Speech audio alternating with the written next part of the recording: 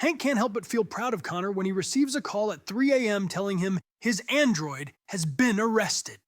Hank groaned as his mobile vibrated violently on his bedside, the standard tone ringing out. He reached blindly for the phone, answering it with a growl. "The fuck do you want, Connor?"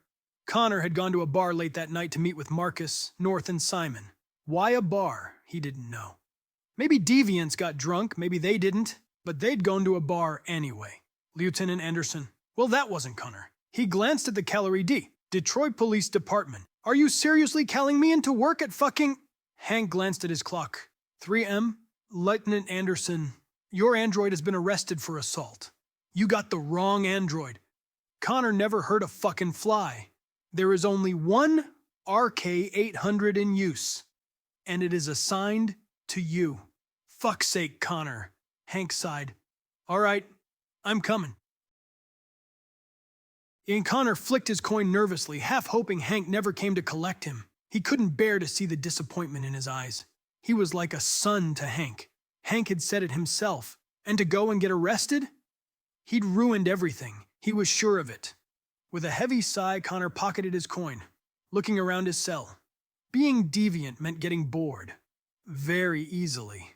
He analyzed the guard outside his cell. Apparently, he was born in 1999. Interesting. All right. Where is the bastard? Connor perked up at Hank's voice. Follow me, Lieutenant. Connor now knew what humans meant when they said they wanted the ground to swallow them. He stood nervously, his hands behind his back. The door to the cells opened, revealing an officer and Hank.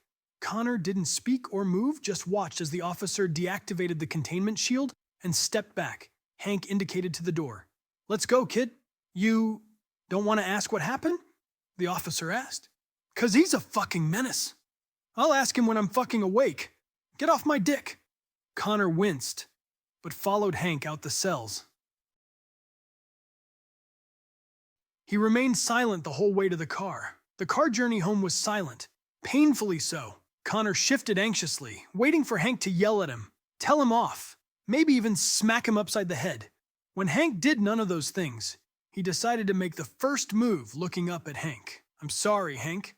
What the fuck did you do? Hank asked. Connor turned away. I may have started a fight in the bar. You started a fight? Hank asked in surprise. Explain.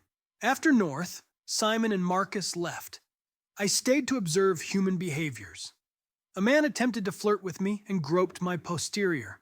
I felt something similar to the crime scene a few days ago. I was scared. I asked him to stop. He just laughed at me and continued, moving his hand to my groin. So I punched him. Fuck, kid. And you got arrested? Well, I did smash a bottle of Cabernet Sauvignon over his head. Shit, Connor. That's a fucking $700 bottle of wine. I know. I was charged for the damages. Fucking hell, kid. Hank laughed, reaching over and ruffling Connor's hair. I'm proud of you.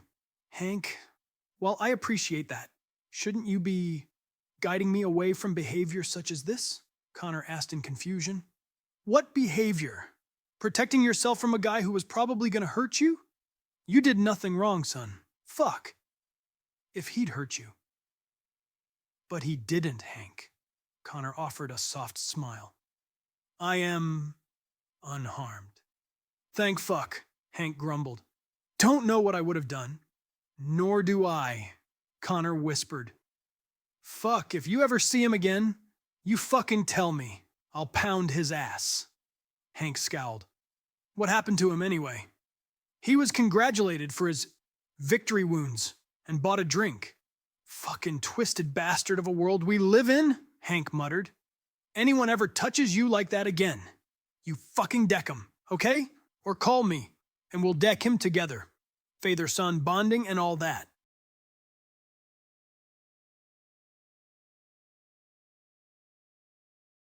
Hank?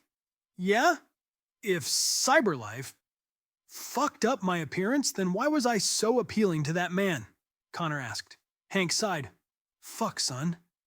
Don't ask me shit like that. Sorry, Hank. Hank glanced at the android. He was the fucking picture of confusion. He could see Connor's yellow LED reflected in the window. When I said Cyberlife fucked up, I didn't mean it in a bad way. Hank muttered. What I meant was, you look fucking perfect, okay? And humans don't. Cyber life fucked up because pretty things get fucked with. Is it my fault? That man, fuck you, Connor. Hank slammed his foot on the brake. You aren't responsible for a fucking asshole's behavior. Hank turned to Connor, his heart sinking at the sight of the red LED reflected in the window. Shit, Connor. I'm sorry. Hank sighed, continuing down the road. You are upset with him, not me. That's right, kid. The LED turned blue. I'm sorry, Hank. Connor, the next time you apologize, I'm fucking making you walk home. Hank, we are meters from the driveway. Did I fucking stutter? Connor smirked. Sorry, Hank. Get out. Hank stopped the car. Connor couldn't help but smile as he exited the car and watched Hank drive off, turning left a few feet away into the drive.